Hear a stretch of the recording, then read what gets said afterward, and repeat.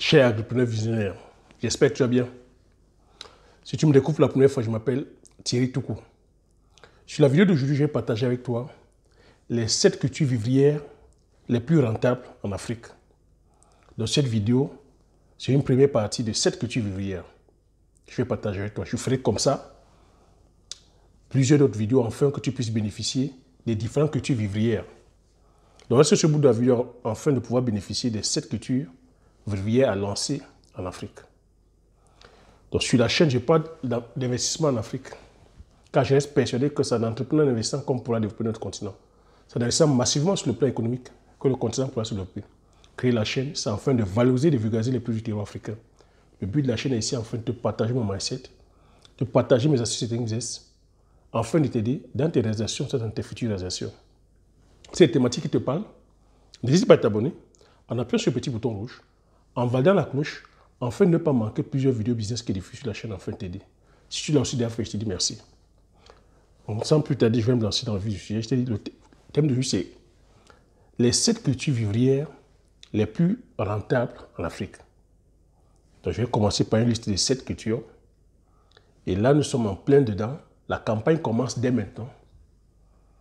Donc, c'est au mois de mars. En l'occurrence, pour nous qui sommes au Cameroun, c'est qu'on cultive encore par rapport à la météo. Donc la campagne se prépare dès maintenant. Et une campagne bien réussie, c'est une campagne où on commence déjà en avance parce que commence déjà la préparation des semences, le choix des semences, préparation de sol, le choix du site, le choix de la zone agroécologique et puis préparation du terrain. Nous sommes en train de préparer, en ce moment, on prépare le terrain. C'est de sacler, de labourer, de dessoucher, afin qu'au mois de mars, voilà, les semences puissent commencer. Parce qu'au mois de mars, pourquoi? Parce que les cultures se font encore, ou l'agriculture se fait encore selon la météo. Selon la météo. Partout en Afrique, on cultive encore selon la météo. Pourquoi est-ce que je t'invite aussi à cultiver ces cultures vivrières-là? C'est qu'ici, sur la chaîne, on parle du terroir. J'ai dit ici, je valorise et vulgarise les produits du terroir. Et ça sont les produits du terroir. Si nous voulons contrecarrer massivement les importations massives de céréales venues telles que de l'étranger, telles que voilà, le maïs, soja, qu'est-ce que le riz, le blé, l'orge, le soja, le houblon, tous ces produits de consommation, tels que voilà, alimentaires. Si nous voulons les contrecarrer, on se doit de produire. Et l'avantage que nous avons en Afrique, c'est que nos cultures vivrières, nos cultures, en termes de rendement, produisent plus à l'hectare que tout ce que je viens de citer là, que tous les céréales que vous connaissez, que l'orge, que le houblon, que le soja, que le colza, que l'avoine, que le blé. Toutes nos cultures vivrières, en termes de production à l'hectare, produisent massivement. C'est pour ça que je vais t'inviter à te pencher sur la liste des 7 cultures que je vais partager avec toi. Selon ta sensibilité, selon ta zone agroécologique, tu verras. C'est des cultures aussi sur le plan, c'est-à-dire que de la consommation locale, la demande dépasse l'offre. Donc en termes de demande, tu n'as pas de souci à te faire. Donc maintenant, la stratégie là-dedans, c'est quoi? C'est qu'on puisse comme ça produire massivement et que derrière, on puisse passer à la transformation. Parce que là où nous pêchons, c'est sur la phase de la conservation et la transformation. Souviens-toi, je t'ai dit qu'on cultive tous au mois de mars. Tu vois qu'en ce moment, tous les paysans cultivent tous au mois de mars et récoltent au même moment. Ce qui fait que lorsqu'ils acheminent des produits au marché, s'ils ont encore la chance d'acheminer au marché, parce que le gros problème aussi, c'est l'acheminement vers le marché. Faute de mauvais état de route, faute des fois, c'est-à-dire que de logistique, les produits périssent des fois au champ. Et quand ça arrive sur les marchés, vous voyez que les produits qu'on n'arrive pas à vendre, on n'arrive pas à les conserver. Et les cultures que je vais citer ici, c'est des cultures périssables. Donc, il va falloir aussi qu'on pense rapidement, c'est-à-dire qu'à la phase de la transformation. Donc, à chaque fois que je vais nommer les cultures ici, il faudrait que tu intègres la phase de la transformation parce que en transformant, on rallonge la durée de vie des cultures, on apporte la plus-value et on peut comme ça conserver plus longtemps et impacter voilà, les personnes avec. C'est de ça qu'il s'agit. Donc ici, il est question de produire ces cultures-là afin de contrecarrer l'importation massive des denrées alimentaires venues de l'étranger. Donc sans plus tarder, je vais me lancer sur la première culture. La première culture ici à produire massivement serait la culture de la pomme de terre. La pomme de terre, c'est une culture ultra rentable. C'est une culture où je dis à l'hectare, un hectare tel que c'est 10 millions. Au bout de 3 ou 4 mois, tu récoltes 10 millions. Et la pomme de terre aussi, aujourd'hui, je vais aussi te dire, il faudra faire attention, fais le choix de la zone agroécologique. J'ai dit, ça nécessite une formation, ça nécessite que tu maîtrises la culture. Mais aujourd'hui, si ce n'est pas toi qui maîtrises la culture, il y a des techniciens agricoles, il y a des techniciens supérieurs en agriculture, il y a des ingénieurs agronomes, il y a même des paysans qui maîtrisent la culture selon ta zone agroécologique. Donc le choix de la zone agroécologique est très important. La pomme de terre, c'est une culture qui s'épanouit mieux en altitude, qui s'épanouit mieux dans les zones d'altitude, là où il fait un peu plus frais. Je ne suis pas en train de te dire qu'en basse altitude, la pomme de terre ne pourra pas produire. Elle va produire, mais elle n'aura pas le rendement escompté. Donc il faut choisir les hautes altitudes. Chez nous au Cameroun, on va produire dans les hauts plateaux, tels que à l'ouest, on va produire plutôt vers l'ouest, les endroits où il fait froid, tels que vers Fumot, vers les zones anglophones, par exemple, Bamenda, là où il fait frais, là, les zones montagneuses, là où il fait frais. C'est là qu'il faudra choisir. Donc, selon ta zone agroécologique, il faudra faire le choix de la pomme de terre. Et quand je dis pomme de terre, imagine ici, je parle aussi, il faut penser transformation. Donc, quand tu produis la pomme de terre, qu'est-ce qu'on peut faire en transformant la pomme de terre? On peut faire les chips de pomme de terre. On peut faire la farine de pomme de terre. On peut faire comme ça plusieurs purées. Transformer, c'est-à-dire qu'en purée. Donc, tu vois d'ailleurs rapidement que lorsqu'on se lance à la culture de pommes de terre, on peut contrecarrer massivement les importations de farine. La deuxième culture, l'igname. L'igname, pareil. En termes de rendement à l'État, c'est hyper productif.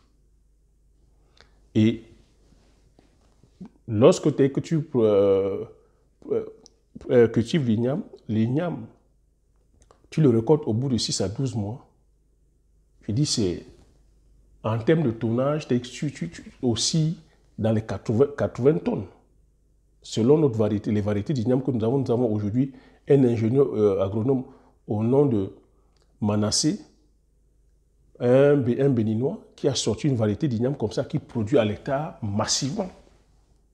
Donc lorsqu'on se lance aussi là-dedans, on passe à la transformation, on a comme ça, c'est-à-dire que la farine d'igname, on peut faire les chips d'igname, on peut faire, c'est-à-dire que on peut manger l'igname bouilli, on peut faire aussi, je dis la farine d'igname aussi. Donc, il y a comme ça énormément de débouchés, c'est-à-dire qu'avec l'igname. Tu vois qu'à chaque fois que je dis transformation ici, tu vois qu'on continue à contrecarrer les importations massives des denrées alimentaires venues de l'étranger. Et je dis ici un hectare, facilement, tu peux récolter les 75 tonnes. Pour te donner un petit exemple, le blé, l'hectare de blé, c'est 7 à 8 tonnes. Donc tu vois que sur une tonne, sur un hectare d'igname, tu as facilement 80 tonnes. Et sur le blé ou le blond, tu as 7 à 8 tonnes. Donc tu vois qu'on gagnerait comme ça à produire massivement nos tubercules tels que l'igname et tout ce que je viens de citer là. Troisième culture, banane plantain. Banane plantain, pareil. C'est une denrée, c'est-à-dire que là, ça se consomme partout en Afrique. Et aujourd'hui, on a la technologie qui nous permet comme ça de produire en un temps record les rejets de banane plantain. La technologie aujourd'hui, c'est la technique de PIF. Donc, par cette technique de PIF, le PIF, c'est quoi? C'est le plan issu de fragments de tige. Nous avons comme ça un ingénieur agronome camerounais, c'est lui qui a breveté cette technique-là. où en 3 mois, il est capable comme ça de produire plus de 1000 plants. Ce qui était impossible avec l'ancienne méthode, parce que l'ancienne méthode, il fallait attendre que le régime, dont le tronc-mère, fasse 2 ans avant de venir prélever les rejetons. Des fois, si tu as la chance, tu prends 2 rejets. Or qu'aujourd'hui, en quelques mois, il peut te sortir des plants. Si tu veux 10 hectares, en 3 mois, on peut te produire 10 hectares de rejets. Donc, vous gagnerez massivement comme ça d'aller produire la banane plantain. Et la banane plantain aujourd'hui, c'est un complément qui est incontournable dans notre consommation. Banane plantain, on peut le manger bouilli, on peut le manger vert, on peut le manger mûr, tel qu'on appelle à loco ou les missoulets. On peut transformer aussi en farine. On peut faire des chips, des magnifiques chips de banane plantain, sucrés comme salés. Donc, il y a pas mal de débouchés comme ça, les bananes plantain. Vous n'avez qu'à voir aujourd'hui, il y a des entreprises qui brassent comme ça des millions de francs ou des milliards de francs ou des millions de dollars en vendant les chips de bananes plantain. Donc, il y a des débouchés là-dessus. 4e culture, c'est la patate douce. Patate douce aussi, voilà une culture sur laquelle on ne parle pas, on ne met pas trop de lumière. C'est aussi une tubercule comme ça qui est magnifique à produire. Hein? Riche aussi, parce que tu es riche aussi en amidon. Riche aussi par sa rentabilité à l'État. Riche aussi parce que c'est rentable. Tu te lances là-dedans, c'est rentable. Lorsqu'on passe aussi à la transformation, pareil, on peut faire que la farine de patate. Hein? On peut faire de la farine de patate et au Cameroun, même aussi, on fait même les pains, les kumbabrettes, à base de la farine de patate. Tu vois, toi, si tu es au Cameroun, les pains jaunes, là, les pains fabriqués dans la zone anglophone, c'est fait à base de la farine de patate. Donc ça veut dire qu'aujourd'hui, on peut contrecarrer les importations de farine de blé en fabriquant, c'est-à-dire en cultivant nos tubercules, en transformant en farine, on peut facilement faire de la pâtisserie, faire des pains à base de nos farines locales. Donc, 5e culture, le manioc. Le manioc que je ne présente plus ici. Le manioc aussi, voilà une culture multiplicateur de ressources. C'est une culture bénie de Dieu. Tout se mange dans le manioc. Le manioc aussi a un très grand rendement. Le manioc, tu peux le récolter au bout de 8 mois. L'hectare de manioc aussi est hyper rentable, hyper productif. Et le manioc, si tu passes à la transformation, tu as énormément de choses comme ça que tu peux faire à base du manioc. Le manioc, on peut déjà le manger bouilli.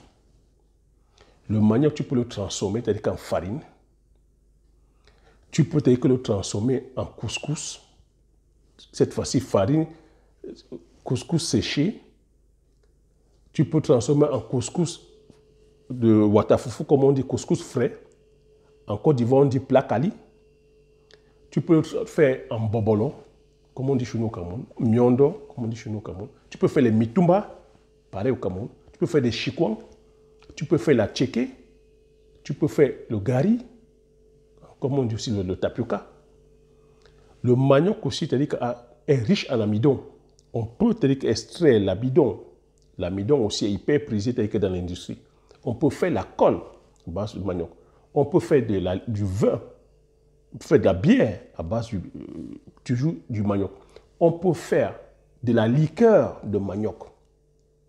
Tu vois, il y a énormément comme ça de produits dérivés qu'on peut faire à base du manioc. Donc, tu imagines si tu lances comme ça sur des étendues de champs, 5, 10, 15, 20, 50, 100 hectares, tu lances une industrie, c'est une affaire de millions de dollars. Tu te lances sur 100 hectares de manioc. Tu passes à une petite unité de transformation. Tu brasses les millions de dollars. Grâce au manioc. Donc, 6e culture, le macabo. Le macabo, ici, on ne parle pas tout. Macabo. Macabo, beaucoup vous n'avez pas compris, mais au Cameroun, le macabo. Pareil aussi, tu choisis ta zone agroécologique. Là où le macabo pousse. Le macabo, on aime bien le planter tel que dans les zones, hein, les bas-fonds là. un peu humide, frais, où l'eau ne stagne pas trop. Tu plantes ton macabo. Le macabo aussi, hyper rentable. Tu sais que le macabo, au bout de 8 mois, tu récoltes ton macabo. Et aujourd'hui, le macabo, c'est incontournable chez nous. Et c'est même encore une denrée qui se fait rare. Donc, si tu te lances là-dedans, la demande dépasse l'offre. Mange le macabo bouilli. Pareil, on peut faire aussi de la farine. Le kwakoukou, le célèbre kwakoukou. Hein? Le célèbre kwakoukou avec la sauce d'arachide. Tu vois? Si on n'a pas le macabo, si tu n'as pas le macabo, tu ne pourras pas manger ton kwakoukou. Donc, penche-toi sur la culture du macabo. Selon ta sensibilité et selon ta zone agroécologique, tu te penses sur la culture du macabo. 7e culture, le taro. Pareil, le taro. Le taro aussi fait partie de la famille de macabo. Taro aussi, voilà. Quelques cultures sur lesquelles on ne met pas la lumière, mais c'est des cultures comme ça, phares au Cameroun. Et ça peut se produire dans toutes les zones agroécologiques forestières hein, ou tropicales. Hein. C'est une culture des tropiques. Donc si tu es sur les tropiques, si tu es en zone forestière, tu peux facilement planter hein, ton macabo. C'est des boutures aussi, c'est des tubercules. Hein. Ça se plante aussi pareil, un peu comme l'igname au sol. Donc c'est des boutures qu'on récolte au sol. Au bout de, comme le taro, 8-11 mois, tu récoltes ton taro. Tu vois que le taro aussi est incontournable. Je parle ici au Cameroun. Tu ne peux pas manger ta sauce jaune, ta sauce taro, ta sauce jaune, le hachou. Si tu n'as pas le taro, tu ne peux pas manger le hachou. Donc il faut produire massivement le taro, afin qu'on puisse comme ça continuer à valoriser, à vulgariser tes économies, afin qu'on puisse continuer à manger nos produits du terroir. Et comme j'ai dit ici, le but est ici de produire massivement et de passer à la phase de la transformation, afin qu'on puisse rallonger la durée de vie. Tu vois que toutes les cultures que j'ai citées ici, les cultures vivrières que j'ai citées, c'est des cultures périssables. C'est pour ça qu'on n'arrive pas à les conserver longtemps. Le problème, c'est qu'on produit massivement, mais la plupart des produits, 56% de ce que nous produisons, périssent faute de conservation, parce que nous n'avons pas les techniques de conservation, parce que nous ne sommes pas dans la transformation. Donc, je t'invite ici massivement à penser à passer à la phase de transformation, parce que tu ne gagneras gros ici que lorsque tu vas maîtriser la phase de la transformation, parce que tu vois, ça c'est des cultures, je dis, c'est périssable. Lorsque tu récoltes, la durée de vie n'est pas très longue, quand c'est frais. Donc il faut rapidement passer à la transformation. Et lorsque tu penses maintenant à la phase de la transformation, tu vois que tu rallonges la durée de vie, et comme tu peux impacter autant de monde, parce que si tu décides maintenant à aller peut-être servir la sous-région, à aller servir les pays d'Afrique, à aller impacter même l'Occident, tu vois qu'en passant la phase de transformation, tu ajoutes la durée de vie du produit et tu peux, comme ça, impacter le plus de personnes. Voilà ce que j'avais à partager sur cette vidéo concernant les 7 cultures vivrières les plus rentables. Là, ici, c'est la première partie. Je te ferai encore d'autres vidéos comme ça, afin que tu puisses avoir, c'est-à-dire comme ça, un éventail de cultures. Ce que j'ai dit ici, le problème est de partager avec toi la pluralité, la diversité des cultures, afin que tu puisses faire ton choix selon ta zone agroécologique, selon ta sensibilité, selon la demande de ton marché, selon tes moyens, et tu puisses te lancer en âme et conscience, afin de venir répondre à l'appel qui est de produire, afin de venir relever le défi que nous avons, la productivité, relever le défi que nous avons, valoriser et vulgariser que nos produits du terroir. Et j'ai dit ici, le problème n'est pas uniquement que sur la productivité et la productivité, le problème est sur la conservation. Donc, pense à chaque fois que tu produis, il faut avoir le volet transformation, le volet conservation. Donc, voilà ce que j'ai à partager sur cette vidéo. J'espère que tu as aimé. J'espère que tu as appris des choses. Si tu as aimé, laisse-moi des commentaires. Dis-moi ce que tu en penses de cette culture vivrière que je viens de partager avec toi. Partage massivement la vidéo autour de toi, afin que vous soyez comme ça plusieurs à être informés de ces idées de culture. Abonne-toi si tu n'es pas encore abonné. comme j'ai coutume à dire, l'information, c'est la connaissance. La connaissance, c'est la richesse. Une fois que tu as ces informations, tu appliques tes stratégies et tu passes l'action massivement afin d'impacter ta vie et impacter la vie de tous ceux qui t'entourent. Sur ce, je te dis merci et à la prochaine vidéo. Ciao.